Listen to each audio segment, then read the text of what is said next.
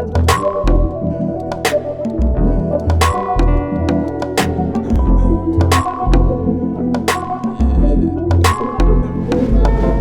yes, face. Oh. Come on, let me go put on some different. Let me go get dressed. Hold on. I should have known. These AKs.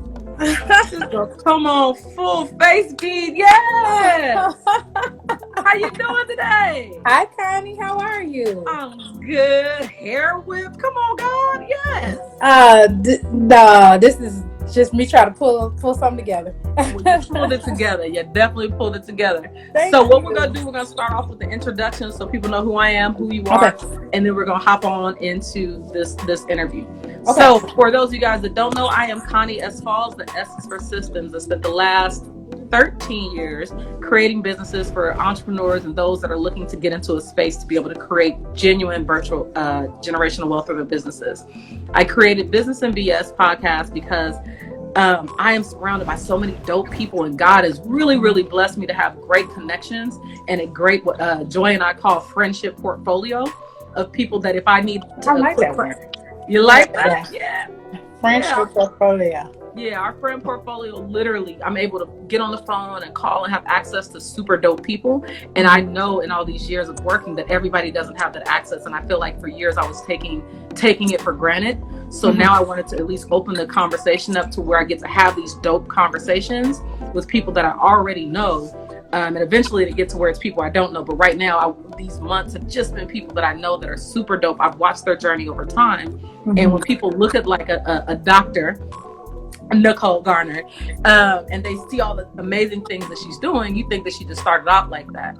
So I like to start from the beginning to talk about what that journey looks like, because most people are afraid that like, well, I came from, we had Amber Aziz on the other day. They're like people that, and then today on my call, I had someone else that was in foster care, but she's never seen anybody else that's gone from the level where she was to that. So these conversations show you that, you're not out here by yourself. Entrepreneurship can be lonely, but these conversations and understanding everybody's journey is meant to help you know that you're not in this alone. So today we have Dr. Nicole Garner-Scott on the call. Nicole, if you would please give us an introduction of yourself.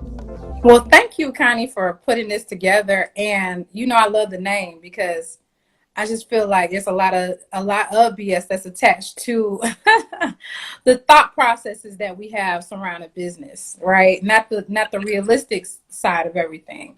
And in these times, the real side of everything is being exposed in a multitude of ways. So I think it's timely. So thank you for doing this. So thank you for having me on. Thank you. Just a little bit about me. I'm Dr. Nicole Garner-Scott, born and raised in Atlanta, Georgia, and that's where me and Connie have crossed paths. I now live in South Florida, the Fort Lauderdale, Miami area. My husband's job transferred us out here, so we are getting this sunshine, but this is becoming a pandemic hotspot too. So my sunshine just really exists right outside of my house. And that's all the risk I'm willing to take right now.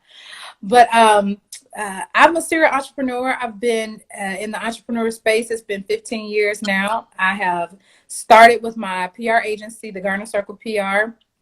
And right now we focus on a lot of crisis communications.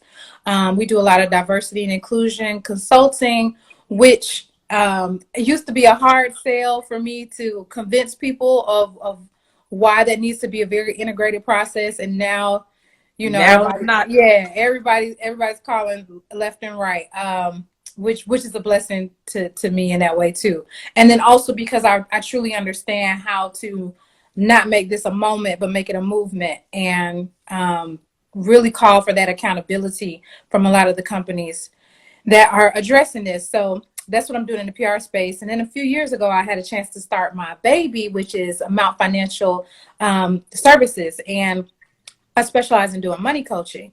And really a lot of that came from just my experience in Atlanta. Because I've been in entrepreneurship for so long, I did a lot of business consulting for people, business coaching for people. And I thank God that people could be very transparent with me and very open with me. And it was just too many. I started to get too many calls, too many emails, too many heart-to-heart moments of people saying, hey, I jumped out, I followed my dream, I did what everybody told me, I quit my job, and now I'm about to get evicted from my house.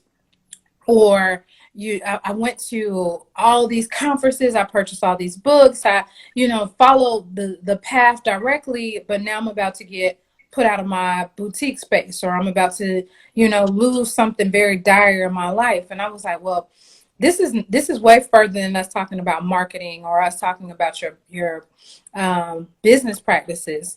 Like, how did we get this far financially? How did you drive past all the red flags and get all the way to the point of endangering your livelihood? And that's not from a place of judgment at all, because many of us, I didn't grow up in a household of money. I had to be very intentional about going out and getting this information, so I could bring this back to my family. But there started to be this air of jumping out with no plans and jumping out with not understanding money at all, like having horrible personal finances and thinking that it can miraculously change your business finances. And so that really pushed me to be like, how can I make more impact on this earth, right? Like, what is God putting me in this position for? He's giving me these vehicles and these platforms. What conversations do I need to be having? What services do I need to be bringing that gives more impact? And that's why I really felt you can literally, in our community, you can literally go your whole life and no one really has that money conversation with you, right? Like you're gathering all your information off of Google. You're going off of myths that you hear other people talk about. You might have grown up in a household where it's not even appropriate to talk about money. And you could let decade after decade after decade go by and never just feel like you could be in a comfortable space to just talk about money. And so that's what got me into starting Amount Financial, going back, getting the licenses and the certifications to be able to really serve my community. And at the end of the day, the most important thing is like, let's just talk. Let's talk. It shouldn't be one of us going through so much and benefiting and your neighbor is falling by the wayside, right? When all the PPP loans and the grants and all these things started coming out, it was so many people who just didn't even know who to ask. If your neighbor is going through this flawlessly, why is there no channels of communication? We could be like, okay, here goes my accountant. Go meet with them. Here goes the processes I took. You don't understand this question. Let me get on the phone with you. It's not even finding these celebrity whatever or people who have 1 million degrees or whatnot. It's just getting to a space of opening up the communication. And so, yeah, that's me. So we're going to unpack all of that. And again, little housekeeping. If you guys have any questions, don't put the questions into the comments, because after a while, the comments are going to go really quickly. So I want to make sure that you put any questions that you have into the actual question box. It's at the bottom. That has a little question mark on there. So let's start. You said that you weren't raised in a household, with money. Many people that look like us didn't start off with the trust funds. And here's $1 million to go start your business. Go do with it as you so please. Right. Tell me what it was like growing up here in Atlanta for you, from your household to school, and how you got on this journey of entrepreneurship. That's funny. That's funny you just said that. I got to bring up this meme real quick that someone put in our financial membership group, my Commonwealth membership, but she posted the other day where it was like this woman put up that she was in the process of closing on her first home, and the lender was like, hey, can't you just get the $50,000 from your family? And she was like, what? He was like, yeah, that's pretty common. Like for a first-time homeowner, usually most of our customers or most of our clients, their family members give them the starter seed. And she was like, that in itself is the privilege of being able to build up equity over the past 400 years that we didn't have, right? And so, and the fact that he said it so matter-of-factly, like 50,000, just call your mom, right? And it's like, what mom we calling? Let's call your mama. Get your mama on the phone. Right, get your mom on the phone. Like, what mom we calling, right? And so that in itself is just to show, like the gap that we face, in community. But for me, we didn't talk about wealth a lot growing up, but I saw wealth, right? So I saw it as being attainable, and that did something for me. And that's why I feel like representation matters and exposure matters, right? There's right now we're working on a financial literacy summer camp. And some of the parents, they're like, well, Nicole, I'm not good with money. And I was like, you know what you can offer is exposure, right? Because that planted seeds inside of me that have lasted till now, and that is part of breaking the generational curse. So being in Atlanta, there's certain, for those of you who don't know Atlanta, or if you're here from, you're checking in from other cities, just Google these areas. But there's an area called Cascade, right? It's Southwest Atlanta. And when I was young, I got the opportunity to see Black people have mansions and acres and acres of land and ownership. And by the time I got to high school, I got to see Magic Johnson open up a Starbucks. Right? Just things where I was like, oh, Black people do this, right? Like, this is like, I never thought in my mind this was not something Black people could do. And a lot of kids that I work with don't even see it as possible. And that's the biggest setback of it all. So we didn't have those talks, but I saw it and I got exposed to it. And then my parents did a great job of ushering me into a safe space of entrepreneurship. Because I tell people, I really started entrepreneurship when I was like 5. I was the candy lady in the neighborhood. I was, figuring out I don't want this bike anymore. Who wants it for $20? Like, I was that kid.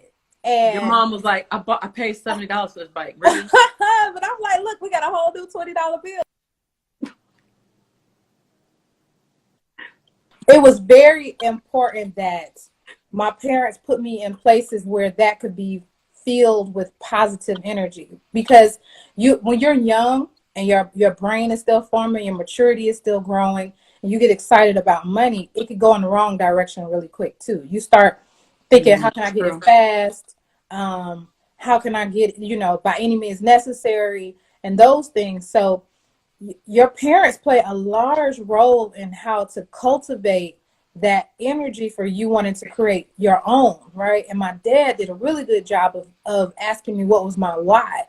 Like, are you doing all this work just to get a new pair of shoes? Are you doing all this work just to, get your hair done? He was like, I need you to have a deeper reason, and then it makes sense. So I spent a lot of time in high school figuring out my deeper reasons. Like, what is that? And those seeds have started to, manifest into my adult life. And so yeah, that was my childhood. And when I got to college is where I started to be exposed for real. That was really what changed my trajectory. It was one spring break, I went home with my roommate, and we pulled up to our house, and I was like, oh. It was fancy. Yeah, your family doing it big. It was like a compound. And yeah, she really hid a lot of that in college, right? Everybody wants to blend. You don't want to be like, you don't want to be treated differently because you're wealthy, right? So I had no idea. I mean, we were roommates, everything. I had no idea. We get inside her house, and her family was telling her, before we hop back on the road to go to school, don't forget to stop by the wealth manager's office, to update some things. They were talking about the family business. They were talking about some changes to the will. And I mean, it was all these just normal conversations, like just sitting in the living room, having these conversations, talking about this stuff over dinner. And I was like, this sounds like a whole second language to me. Like, what is a will? What is an estate? What on earth is a wealth manager, right? Like, is that not the bank? It was just so many different things. And when we drove home, I was so quiet because I was like, wait a minute, there's a whole 10 layers of money that I don't know anything about. And it's going to behoove me to get this knowledge, not just to save myself, but I need to make sure we're having these conversations in my own family. Like, how can I put my family onto this, and then from there you can impact what's outside of your house and your community, and then you could impact things on a higher level. But I just really felt like that was the beginning for me, and it was something it was so normal, right? It was so normalized of business ownership, of wealth planning, of doing things for the long term. Like when we would have conversations, I think that's what was so intriguing to me. In college, she already owned property, and her family gifted her a property. And it was just, she always talked in the future while the rest of us talked about right now, right? Like when we get our refund, what we about to do? Where are we going? Daytona? That shows my age because I don't think Daytona is the thing anymore. I don't think mine too. We the same, but yeah. But we were like, we go to Daytona, we get this. I could finally get my hair bundles. Like everything about us talked about in the now, and everything she talked about was always in the future. Like this is, she used to talk about owning a subdivision and just things where I was like, this is so good, and I'm gonna stick with you for life because you have a different mindset, and we're still friends to this day. And she's still very forward thinking. Like she was ahead of the curve with the recession. She, it's seeds that were planted in her by her family. And so, I didn't have that growing up, but a quote my dad always tells me is either you're going to learn, from your family, or you're going to learn it in the streets. But if you're destined to learn that lesson, it'll come.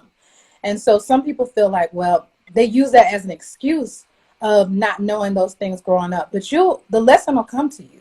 Like you'll find that lesson when you're ready to have that lesson. So that's my childhood.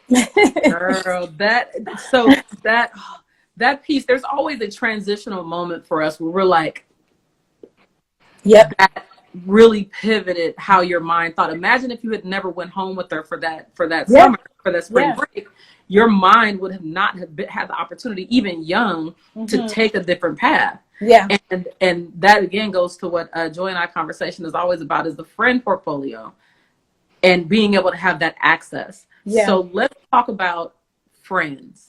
When you look around the people that are consistently on your phone, your text messages, we all got the ratchet text group. Everybody got them. It's fine. Yeah, it's important. That's important. It's important. There's a lot going on. Yeah, you got to be able to relieve the stress. You need a little ratchet meme to come across to make you laugh that day, so you can operate in your gift, because you're not tense. You're not taking it too serious at the moment. Yes, I need to laugh. I need to go to Mds page and go and see what ridiculous, great, brilliant stuff he's talking. So those moments that we have, like we have to have those. But you also have the people that are around you that help to motivate you. So I have Veronica, I have Joy, I have a bunch of resources that I'm able to have access to. Tell me when you look around and you look at your phone, who do you communicate with the most and why? So I have different areas for everyone, right? So I have I call them my spiritual crew, because that's a part of my growth too. Very much that's my dad, like, just things along my spiritual journey. There's, my healing sisters, and that's needed, like just to keep my whole mental peace and heart in check. Throughout all of that. So I have them. I have my business buddies. We share one, which is definitely Joy. It's funny because I was at Joy's house. I brought my son so he could finally meet his Aunt Joy. And I was at her condo a few months back before the world shut down. And one of her friends made a comment like, Joy, you don't have friends. Like, Joy, y'all not about to kick it. Y'all about to have a business meeting. And we both laughed, but then we both were like, okay, so what's going on with you in business? And what's going on with you in business? And she put me on to I was trying to scale a certain part of my business, and she put me onto a virtual assistant agency that she uses.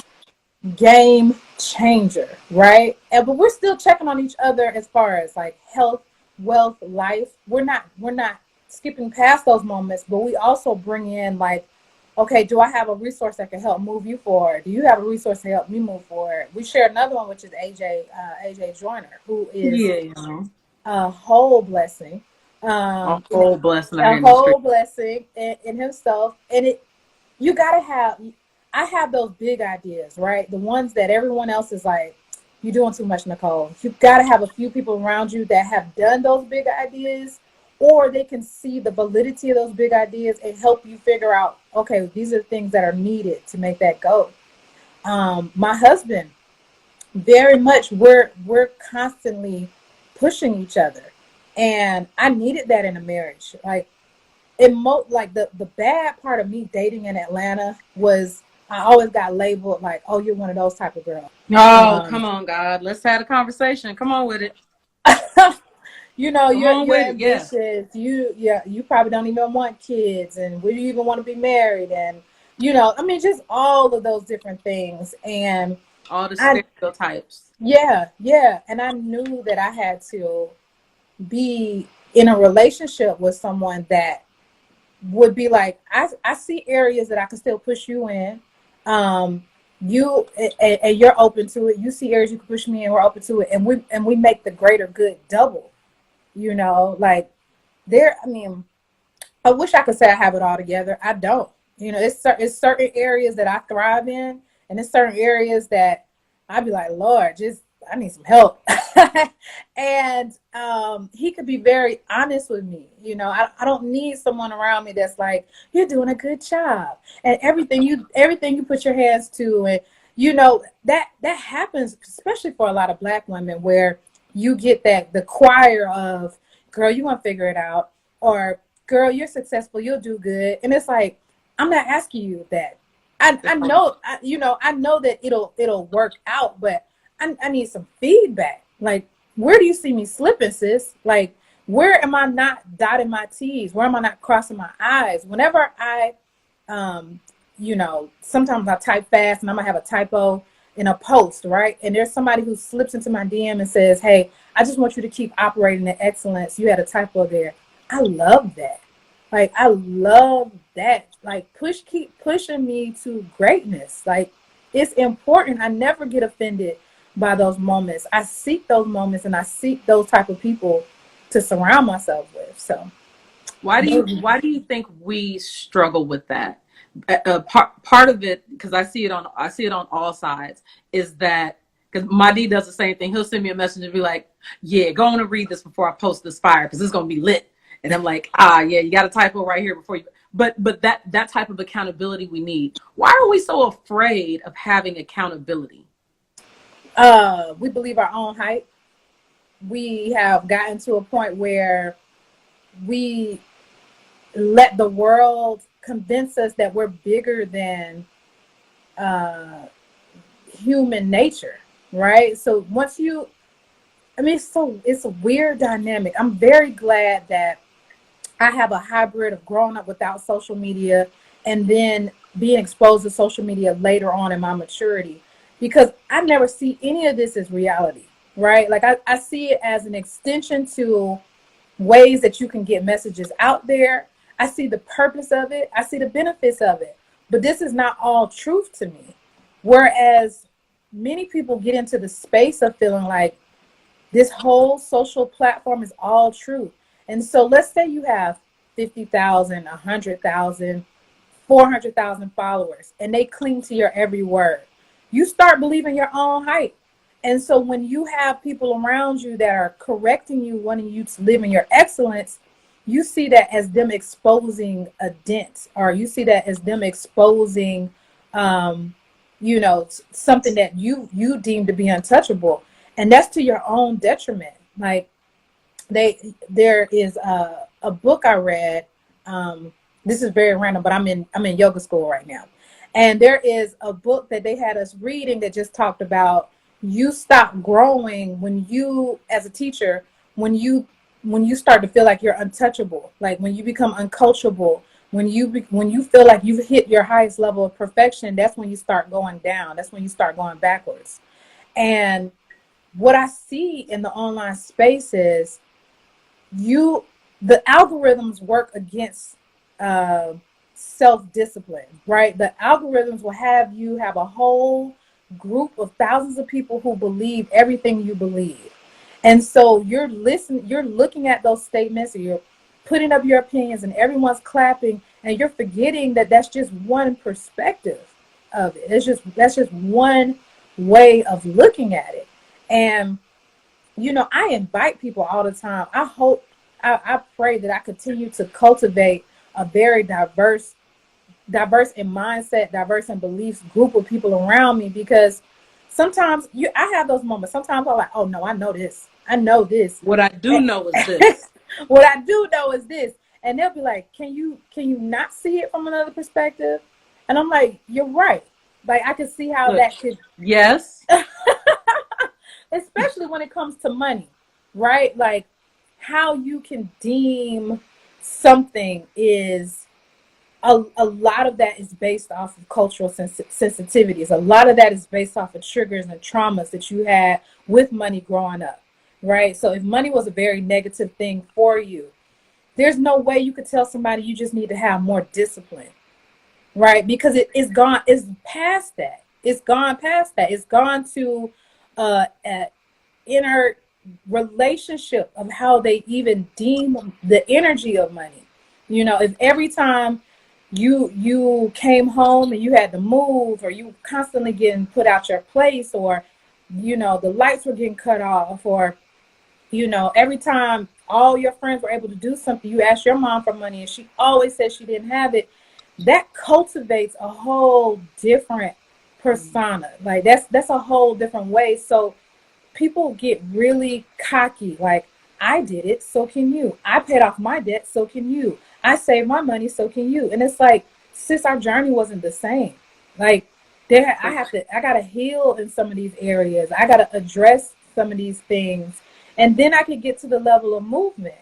And then even like, I have been working with a lot of individuals that have call themselves to be allies, right? Because I'm very, very passionate about the racial wealth gap and how it has doubled in the last 90 days. Like, usually the racial wealth gap will go up a few percentages a year, 2%, 3%. In the last 90 days, the racial wealth gap has spiked 50%, right? The long-term effects of how this is going to affect Black and Brown communities is going to be very lasting. And so I feel very passionate when allies open up their platforms. I'm like, I need to let your audience know what's going on too. Like, I need your audience to understand what's happening as well, because Black people already know what's happening. Like, we can see it. We can see that when these schools are closing down, it's going to be a lot of Black kids left behind. We can see when these jobs are being let go, it's going to be a lot of Black people to lose their homes. It's going to be a lot of Black people to be homeless. We see it because it's happening next door to us.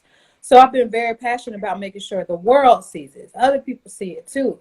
But it all kind of just comes back together into this place of us having to step back outside of our own privilege and out of our own pride and recognize that everyone's journey is not the same.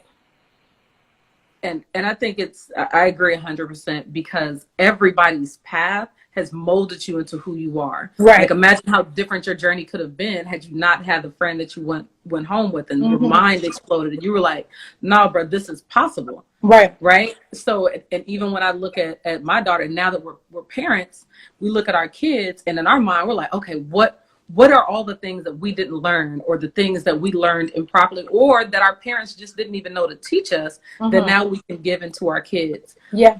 What are some things that you think foundationally, because again, yes, we should be talking to our parents. Yes, these may have been things that they never understood. Maybe they weren't mentally capable to be able to have those conversations.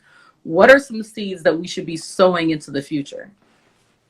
So one doing the work on yourself so you heal, so you don't pass those traumas on to your next generation, right? So just as much as I talk about passing on generational wealth, you can pass on generational trauma too. And that's with finances, but that's in a whole bunch of other areas too, right? If you felt like you were ugly your whole life, it's very hard for you to convince your daughter that she's beautiful because she doesn't see you value yourself. And so you can tell her she's beautiful all day, but she walks past you and sees you looking in the mirror with disgust, and that's what she's going to pick up, because she's going to be like, well, I look like my mom. My mom doesn't think she's pretty. I remember my heart was broken when that video was going around with that little girl getting her hair done. And she just started crying, and she started, thinking that she was ugly. And like, that's a generational curse that has to be broken. Like, it has to be broken. It has to, like, and I love that the community formed around her, like the community stepped in, her stylist stepped in at the moment to tell her she was beautiful. The world started sending her things. It takes a community to build that. You're not going to know every lesson, right? You're just not. Like, it's no human that walks this earth that has the answer to everything. So after you start doing the work and healing yourself, especially in your financial traumas, then it's figuring out where your strengths are and where your weaknesses are, and building a village around your child that can speak to that too, right? Like, I already know that I'm going to invest in a tutor in certain areas for my son, right? There is certain areas in school I was bomb, like writing, history, bomb. A few other areas I was like, God, I just need you to help me make it. Mine was badminton. Yeah. All the classes and stuff. No, badminton. No. Right. Which is so interesting, right? Most of us who have reached a level of what we determine to be successful, school we weren't like straight A students, or got everything under control. Like, I mean, in college I was like, God, I just need you to help me make it through. Like, however I promise you, I'm gonna do right by it. I'm gonna make it count. Just get me through. And just some of those classes, but figuring out where your strengths are, where your weaknesses are. It's not your job as a parent to give every gift to your child. It's just your job as a parent to make sure that they have access to get some of those lessons. And so, come on, that's the whole word out here. Come on, that's I felt that in my shana now. Woo. Keep going. I'm sorry. Because that's a guilt. That's a guilt that parents feel. That's a guilt that you're like, I should be able to provide. I should be able to do, but we're not meant to do that. Yeah. One of my friends, single mom, and her son the other day was asking her something about a sport, and she was like, I really don't have the answers. I think he was saying positioning to get better with something. He just asked her opinion. She was like, you know what? I don't have an answer to that. She called one of our other friends. He set up a Zoom with her son, walked him through the process, took maybe 30 minutes of his time, but completely sold into his life, right? The son not only recognized the beauty of the friend so into their life, but recognized the beauty of that his mom thought to make that call. Like, he kept telling his mom, thank you for figuring that out. So the goal is not to be able to give every answer. Like, the appreciation comes that your parents can connect the dots too. Like, there's many times that my parents would be like, I don't know the answer to that, but I know somebody who does. And that was just as good. That was great for me, because then we get a specialist. Like, call Uncle such and such. He's a specialist. Like, that's and it's not many people who will turn down a child that's seeking knowledge.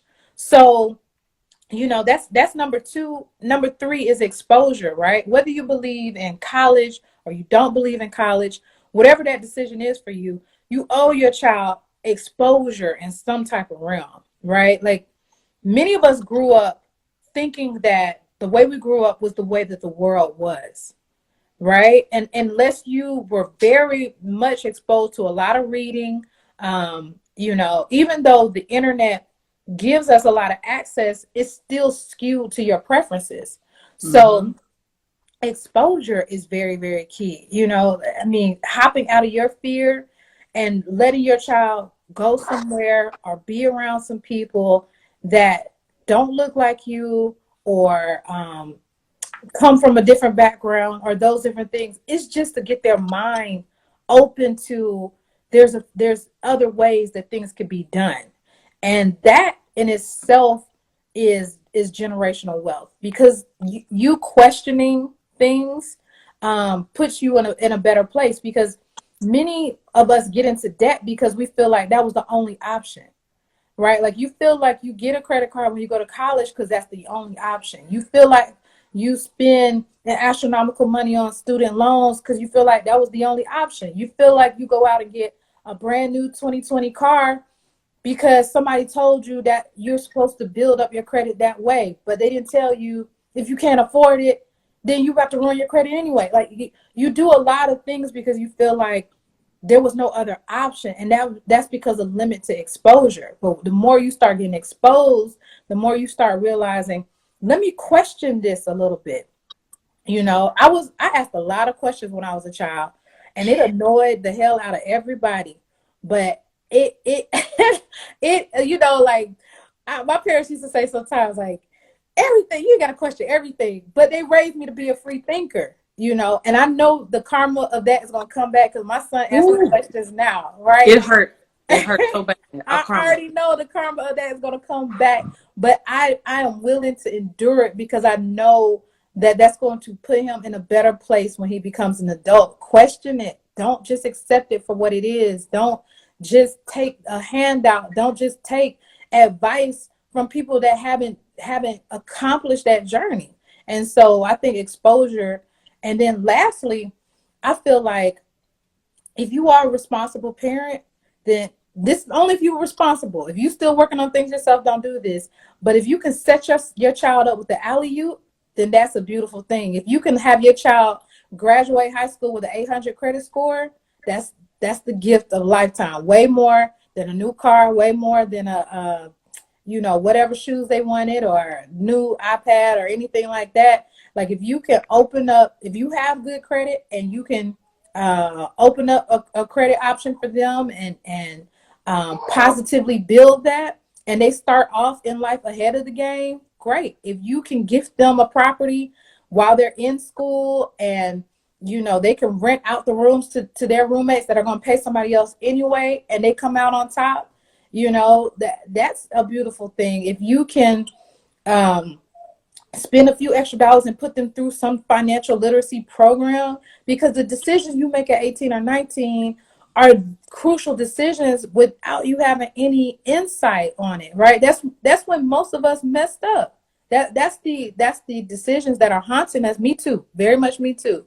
And that is the decisions that's haunting us until 40 and 50. I have one client that's 60 that just paid off her student loans, right? And that's her first time not feeling that weight on her neck, right? And that does something to your life too, when you always feel like you owe. Like, you every day it's like, I want to be free, but you have this cloud over you because you owe and you just can't ever seem to escape it, and it could last your whole life. So definitely that would be my last thing is, if you could give your child an alley-oop, I'm not saying give them $50,000 or $100,000. That's not in everybody's realm, but you can possibly give them an alley-oop with the credit, with, you know, 800 credit score above, an option to, you know, have a custodial IRA in place for them. I mean, just look at some other things that you can do, and even if it's just make sure you have life insurance, right? Like, if anything is to happen to you during this COVID, it's a whole bunch of people that have passed in our communities that didn't have life insurance in place. That was your chance to make sure that your family was taken care of, or they're in a better position, you know, after you have left this earth. So just starting to think of those things. I keep talking in memes, but I'm gonna bring this last meme up. Go ahead. But it was one that I saw that said, if you feel like you're going to repeat the same toxic behavior to someone else because you feel like you made it through and you're okay, then the actual truth of the matter is that you're not okay, right? And so if you feel like I've been seeing this beauty thing online where it's where you can wash your little girl's hair in the sink. It's like a little contraption where you can wash her hair in the sink and without it hurting her neck and all of that. It just makes wash day a lot easier. And people were commenting like, my child don't have to struggle like I did. Like I had to bend my neck over into the sink, and so my daughter gonna have to go through that too. That's what built me. And I was like, do you understand that you're passing that down? If you have the opportunity to put your child in a better place, then that is what a part of generational wealth is too. It's not just the dollars, it's the positioning. Like if I could just make forward on it's not just the dollars, it's the positioning. Somebody put that in the chat for me. It's not just the dollars, it's the positioning, because that's a whole mindset by itself. Marty just said he didn't know I went to Westlake. I just commented on your page the other day too, because I didn't know you went to Westlake too. So we Westlake together. Oh, Marty, you just love all things your school. Oh, y'all are brilliant. Okay, Westlake. I'm from California. Do you want me to start? Oh Lord. So we've talked about the making sure that the kids, the family. Now let's talk about entrepreneurship. What are some tips that when you look at small businesses, because again, you're 15 years in the game, which I commend you. You guys give her some hearts and some love, because that is an investment. We met back in P. Valentine Day. Yes. Back on Edgewood. God bless P. Valentine. They were running them cars into that building. Lord bless Tracy. I know. Like I know that was a lot, but this is 15 years in. You've seen a lot of businesses, and now especially with knowing that the part of why you created Amount Financial was to make sure that financially people were sound. What are some tips that you give for entrepreneurs that they need to do for their business? Tip number one: however much you think it's going to cost more, and however long you think it's going to take longer.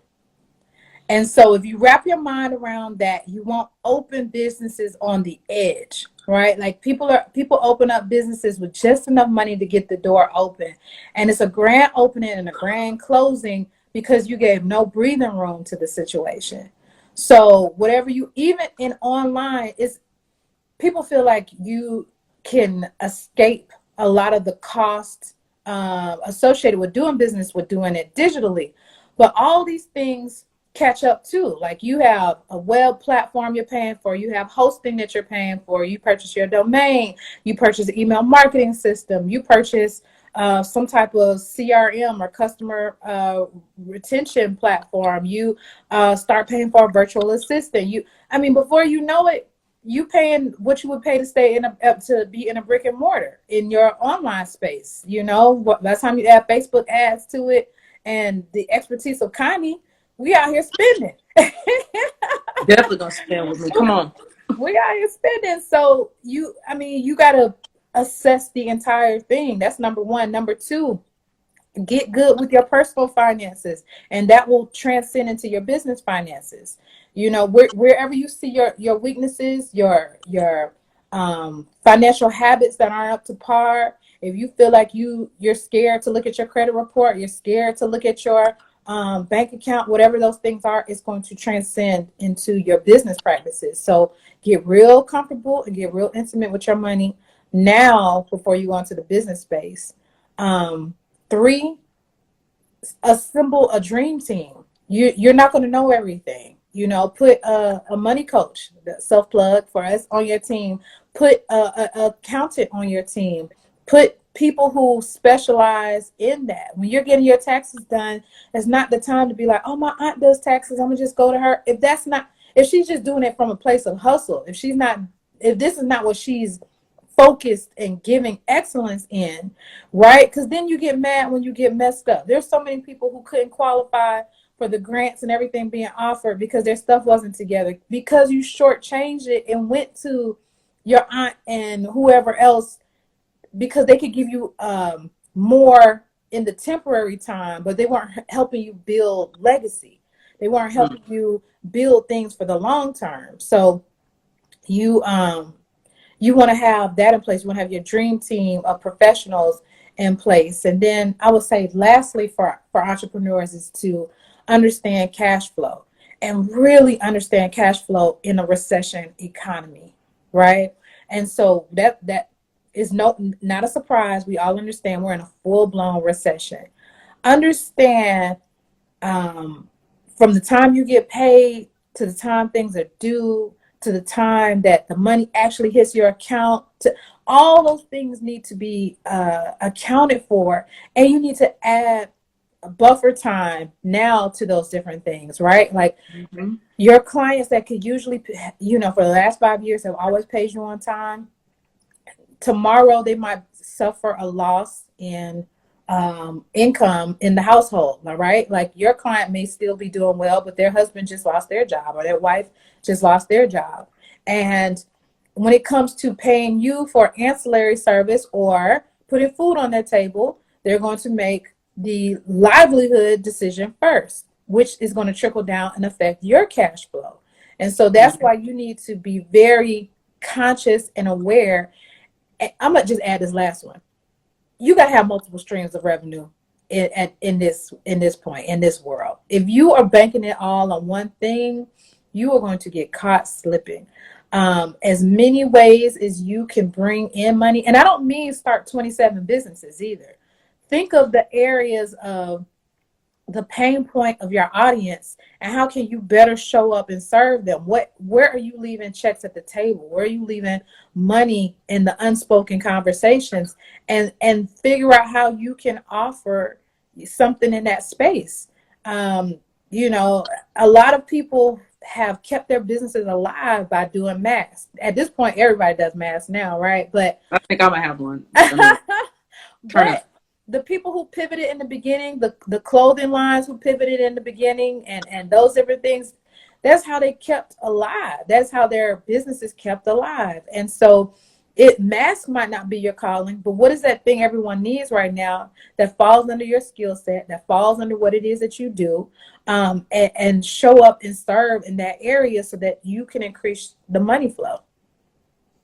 I agree 100%. That pivot part is so important because I look at a bunch of, and even the larger companies that pivoted towards creating masks. And again, you got to think they're creating hundreds and hundreds of masks, and starting out when things first started getting bad, they were $25 each. So you got hundreds of orders coming in every single day. They were making more off of the masks than more off of their custom gowns. Yeah. Right. But they've made that pivot. And part of the grace that I've had in this period for my business was that the light finally clicked on for people that they needed systems. They didn't have anything to pivot from. They didn't even know that they didn't know how to document what the procedures were. They had no processes. So when this came, they were like, how do I make the change and to go on something else? So I'm grateful for being in the space that I am. Just like for you, people are realizing like, I don't know how this money works, but I can see us heading towards a recession and I can understand why I need a money coach. Because I feel like if you're in the financial industry, it is a more private part of people than going to like a gynecologist. I'd rather go and bust it open at the gynecologist's office than bust open my credit report or bust open my bank account. And that is something that when you have 15 years worth of experience like you do, people feel the confidence when they come to you. They know that you've been able to watch this journey from small businesses to large corporations. I mean, you've worked with, we ain't even going to work, like Nicole brags, she is long. I'm talking about long, from celebrities, the athletes, to small businesses. She's been in all of these spaces. So when you come and say, I know what the background of your pockets look like, girl, come on, bust it open. Let me see what that credit looks like. Let me see what your numbers look like. It's the reason why it's important that we invest in people that have the longevity to know how to be able to help us. That's good. So I am extremely grateful for you coming in today and sharing these things. Because, and that's why these conversations are so necessary, because nobody's telling us the real background. People would have just looked and said, oh, Nicole doing this because she came from money. Like, No, not really. Nah. But I did see somebody that had it. Mm-hmm. And having that access and that influence is Mm-hmm. why. Look at your friend circle. I challenge Mm-hmm. people to evaluate who is around you. Look at the last 10 people you talked to. Mm-hmm. And y'all are up here talking about other people and you're not talking about encouraging people. Mm-hmm. You need to evaluate that. Right. Get around some dope people. And if they aren't your friends, because I understand our day ones, some of my best friends, they don't care about entrepreneurship. Yeah. They Yeah. don't care about And it. you So gotta give grace. You gotta give grace to that too. It's like you keep on living in your excellence, it's going to rub off. It might not hit for 10 years, but at some point, they're gonna start being like, Connie, what'd you say about systems again? What was systems again? And how do I need that? Your grandma gonna be like, what's this system, baby? I need to I love systems. It's a recipe. That's the easiest way to communicate it, is that it's a recipe. My last name is Falls. I know that. And I also was very clumsy growing up. Mm-hmm. So I wasn't allowed in the kitchen with my grandmother to cook. Mm-hmm. So all her recipes and everything that she did, like homemade pasta, and how she would string the noodles and how to make pizza. And this is a Black woman from the South making mm-hmm. delicious Italian food, because she worked as a servant for an Italian family, mm-hmm. right? So she learned all of these amazing things that I fell in love with, but I never was allowed in the kitchen to cook. It wasn't mm-hmm. until years later, mm-hmm. on my birthday, my best friend, who still lives in California, mm-hmm. sent me the recipe for my grandmother's tea cake cookies. Wow. And I was like, because I've tried to remake it, but she was allowed to go into the kitchen to go help because she wasn't as clumsy as I am. Mm-hmm. That recipe is the documentation, because mm-hmm. it's procedures. People get scared by it, the systems talk, but it's the documentation on how to create something great. Mm-hmm. Butter, sugar, salt, flour, baking soda. All of those are just steps for you to create something great. So mm-hmm. when it comes to looking at Nicole's business, she didn't just bust out of nowhere with a financial company. Mm-hmm. That's one of the last ones that she created over these years after mm-hmm. watching all of these businesses, mm-hmm. seeing the failures, seeing the wins in her life and in her clients. So again, I'm super grateful for you taking the time out to come on today. Tell the people what you have going on with, whether it's PR, the Garner Circle, whether it's financial, your 100 females. Tell us all about what you have going on. Sure. So one, I would love to stay in contact. I do answer my DMs. So if I didn't hit on one of your questions today or anything like that, then definitely my Instagram, my personal is Dr. Garner-Scott. That's where I'm shooting from now. And then my business is at Amount Financial. And then we also have our Commonwealth membership, which puts you around wealth positive people who want to celebrate your wins financially, where we do courses and classes and bring in people to talk about generational assets and long-term portfolio building and giving you exposure over and over again so that you can start to build your long-term plan. So that's in the pen that Connie did. Thank you, Connie. And so it's amountfinancial.com/membership. So again, please make sure that you're following Nicole on all platforms. You need this kind of interaction. And if you don't have friends that are in your circle that you feel like you could just call on and ask a question, or if you don't have that, know that you have resources in every single person that you've ever seen come on Business and BS, because the BS sometimes stands for business strategies, but sometimes it also stands for that BS that comes along with business. And if we can help you avoid that because of these years worth of experience and being a specialist in these areas, please let us help you avoid the BS of business. Nicole, again, thank you so much for coming on. Everybody, thank you for watching. I love y'all. Okay. Bye-bye. Bye.